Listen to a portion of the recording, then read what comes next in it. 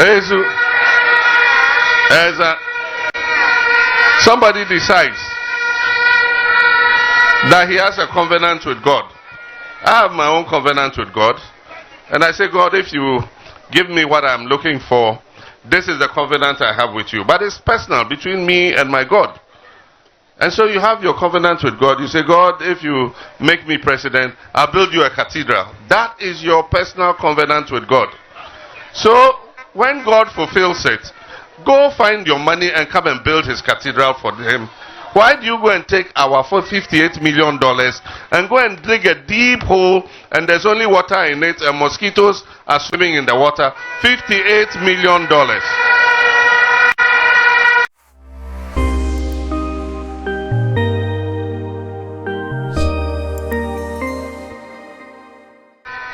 I was speaking to Jirapana and I was telling him, I said, in 2016 and 2020, Ghanaians had not seen properly the track record of Nana Akufo-Addo and Bawumia.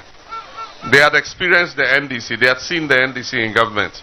But when these other people came and said, look, we can do better than NDC, NDC are incompetent, get rid of them, bring us in, we're going to do this, one village, one dam, one district, one factory, $1 million per constituency per year, yet Isikaso come the year, if the fundamentals are weak, the exchange rate will expose you.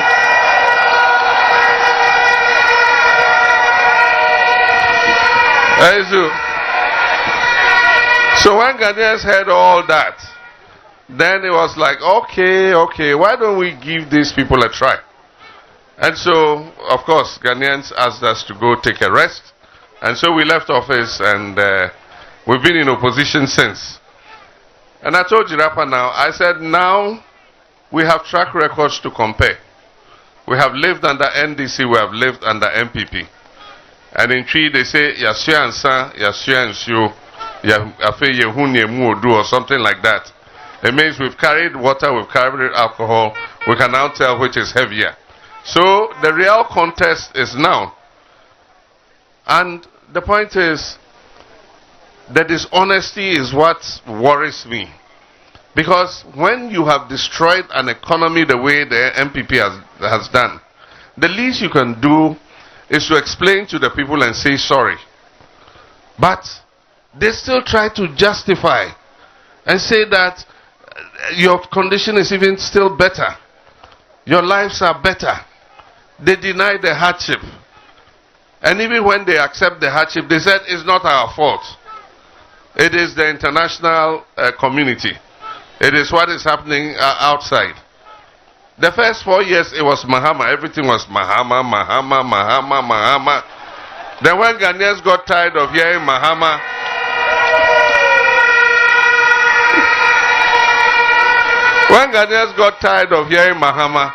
then it became COVID-19, COVID-19, COVID-19, COVID-19. Then when Ghanaians got tired of COVID-19, Russia, Ukraine, Russia, Ukraine, Russia, Ukraine.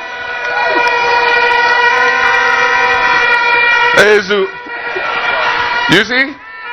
But the point is, if a government cannot take responsibility for anything, then it cannot solve any challenges that confront the country. You must take responsibility first. And once you've taken responsibility, you understand what that responsibility is. And based on that, you are able to resolve the challenges. I mean, I was faced with Dumso as president. Dumso was a result of low investment in generation over the years, long before I became president. Dumso was because of legacy debts in the energy sector. But I didn't come and say it's Mills's fault, it is Kufuor's fault, it is Rawlings' fault. No. I went to Parliament and I said, you voted me as your president for a time like this. I accept the responsibility. We have an energy crisis. I am going to fix it. And I fixed it.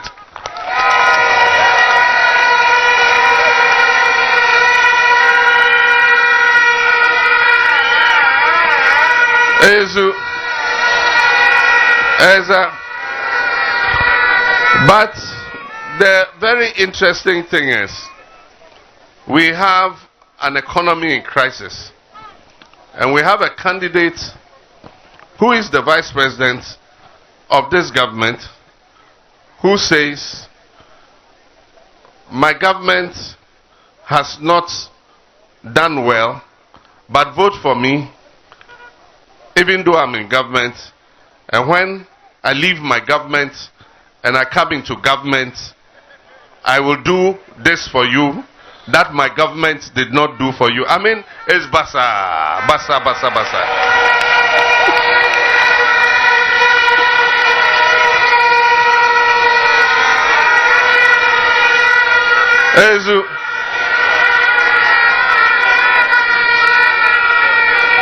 There's something in politics and government we call collective responsibility. Collective responsibility. It's a principle. Go and look it up in Google or anything. If you're part of a group and you sit together and take a decision, even if you did not agree with the decision, but you participated in the decision making, you are bound by that decision.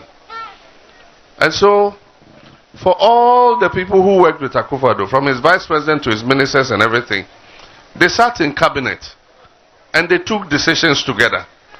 Ghanaians, we don't want to care to know who was in favor of which decision, who was against this decision. All we know is cabinet has decided. That is what they do. They write to the speaker, cabinet has decided. They don't say, oh, this cabinet minister dissented, this one agreed, or whatever. It just says cabinet has decided. So if they say cabinet has decided, then it means you took the decision together. So in future, you cannot now come back. And I heard somebody saying, oh, when they were passing the e-levy, the vice president was not happy. We don't want to know whether he was happy. If he was not happy, he should have resigned.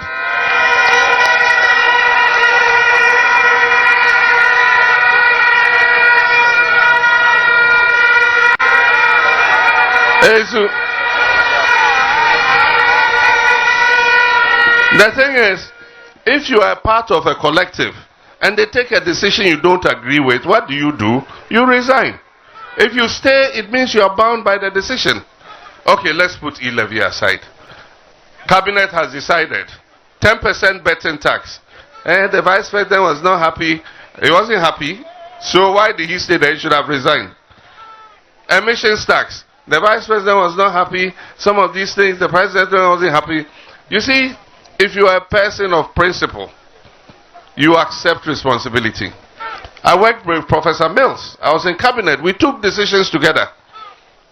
After Professor Mills, I did not come and say I did not agree with some of the decisions Professor Mills took. I accepted responsibility for everything that we did together.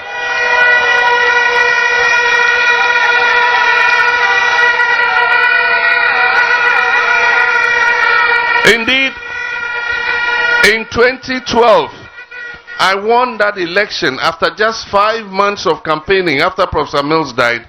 I won that election because I ran on the record of Professor Mills. It was Professor Mills that made me win the election of 2012. Because I ran on the record of what we had done and were trying to achieve together.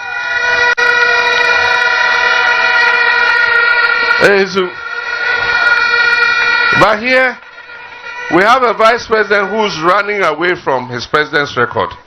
And he's saying, I was just a driver mate.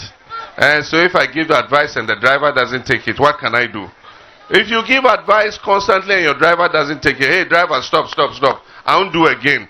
Drop me here. I won't go again. That's what you do.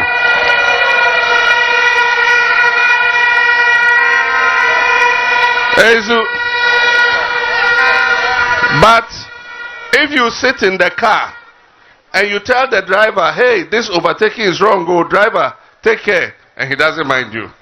The next time, corner fast, hey driver, this corner fast will fall in the ditch, oh, he doesn't mind you. When the car goes and fall in the ditch, won't you be in the car? Now you can't come out of the car and say, Mon fastia no mame, Mon fastia no mame.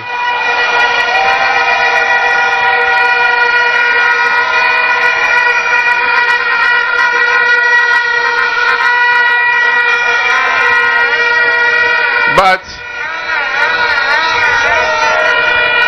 I know you all have lived in this country. Bob Marley has a song, who feels it knows it.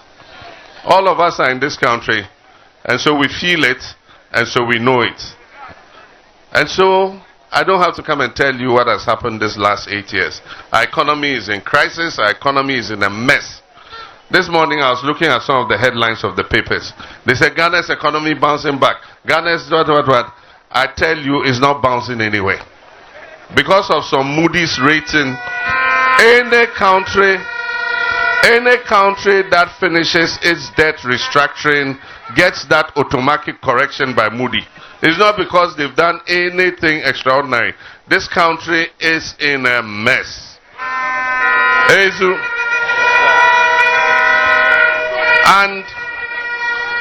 And the country is even as it is because we're not servicing our debts yet.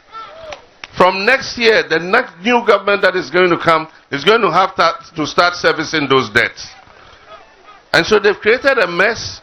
They've renegotiated the debts, pushed it over the line so that come 7th January, they can wash their hands. The money that they've taken, they'll go and sit somewhere and enjoy their money and leave the rest of us Ghanaians to deal with the mess that they have created. So NDC is as usual going to come after an MPP administration and clean the mess that they have created for Ghanaians.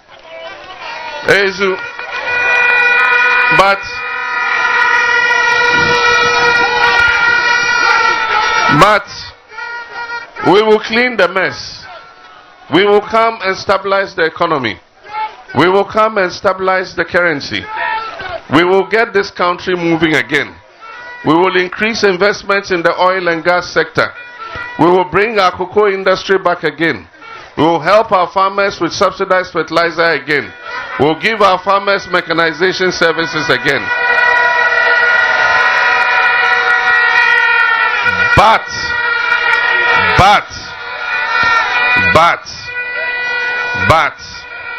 alongside doing that, we will hold those who have put this country in this mess to account.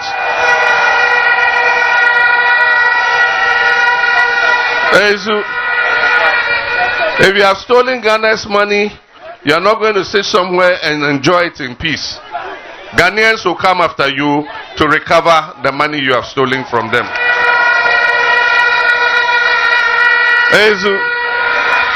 And the main reason why they want their vice president to inherit them, and you heard Akufo-Addo say, I cannot hand over to John Mahama.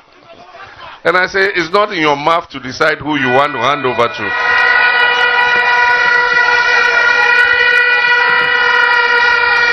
It is the Almighty God and the people of Ghana who will decide who you should hand over to. And when they have decided, you have no option in the matter. You will have to hand over to who Ghanaians decide you should. But I know that his preference is that his vice president should take over. Because his vice president cannot hold them accountable. I don't see him investigating any of the members of his government. If he would investigate it, he should come out and tell us that when he becomes president, he will investigate Akufo-Addo, he will investigate Ken Ofori-Atta, he will investigate Bedi Etuo, he will investigate their families, he will investigate any minister who has stolen money. He should come out boldly and tell us. Because what they want is for him to come and cover up so that they can go and enjoy in peace. But the point is, if you accept to serve in public office, you must be prepared to be held accountable.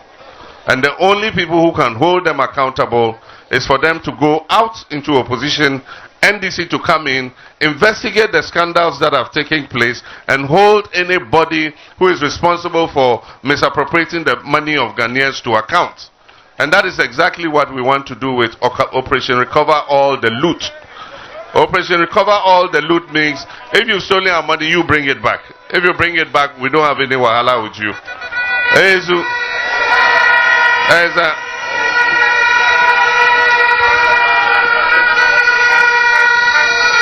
During COVID, 25 billion cedis came into this country. 25 billion. Auditor General says only 40% was used for COVID. A new NDC government wants to know The remaining 60%, where did it go? What did you do with it? Ghanaians want to know. And it's NDC that will come and find out what happened to the rest of the 25 billion that was not used for COVID.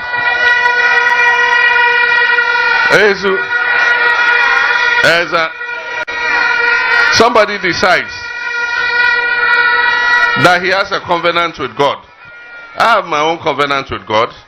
And I say, God, if you give me what I'm looking for, this is the covenant I have with you. But it's personal between me and my God.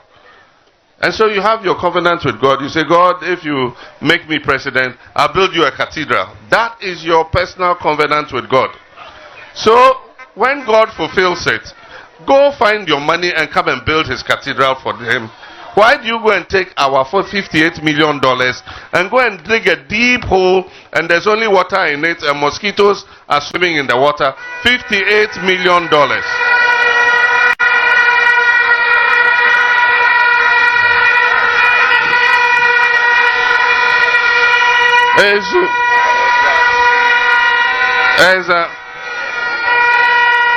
And so we want to know what happened to the $58 million. Who got what? You brought PDS and said they should come and take our downstream distribution sector. Then we hear they are quarreling over it. There was a bank guarantee. Somebody changed it to an insurance bond. And then the family were quarreling with those who were the frontmen for them. And there was on audio, how do we distribute the shares of PDS and all that. Ghanaians want to know what happened to that PDS scandal. And so there are so many scandals that Ghanaians want to know what happened. And the only government that can hold these people to account is a new NDC government that will come into office on 7th January 2025.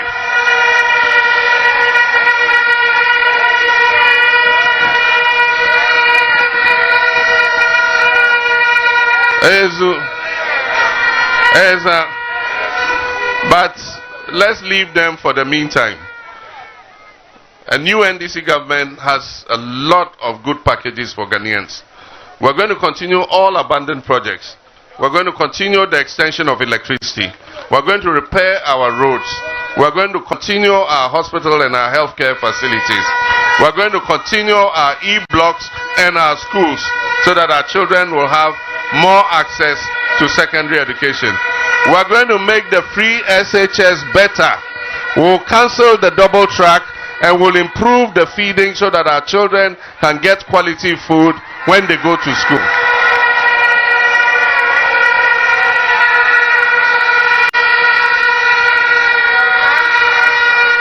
We're going to empower our mothers and our sisters with the Women's Development Bank so that they can get low interest loans without collateral, so that they can inject into their businesses and grow their capital and their small and medium enterprises.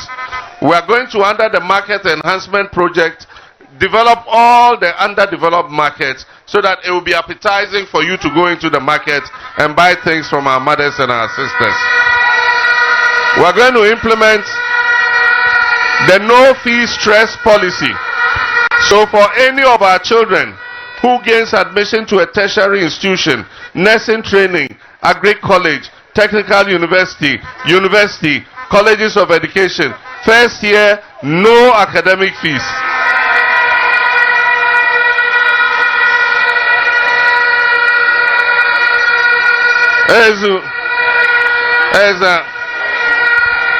We are going to implement a free primary health care policy.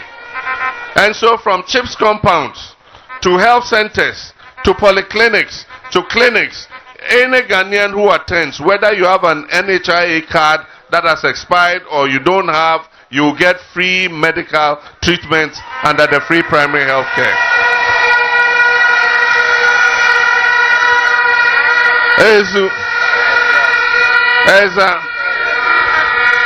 In every community, we're going to have a community health volunteer. We will pay that person an allowance. And a certain number of times every year, he must go to every household. He will take your blood pressure. He will measure your sugar level to make sure you don't have diabetes. He will educate the women how to check their breast so that they don't have breast cancer. And he will advise you on diet and nutrition so that we can keep our people healthy.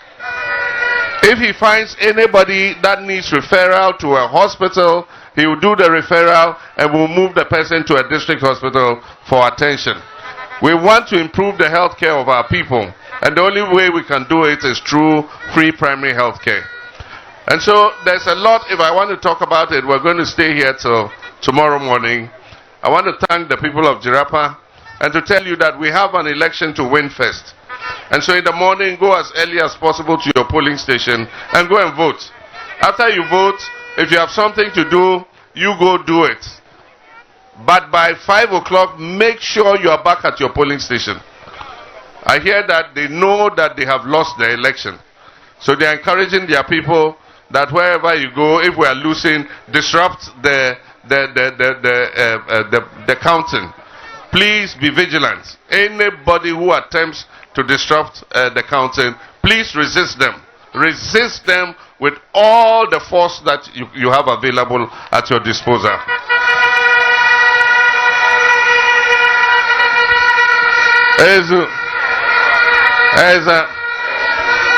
So on that day when you go and you take the ballot paper, there's one thing you should look for. And the only thing you need to look for is the Akatawia symbol.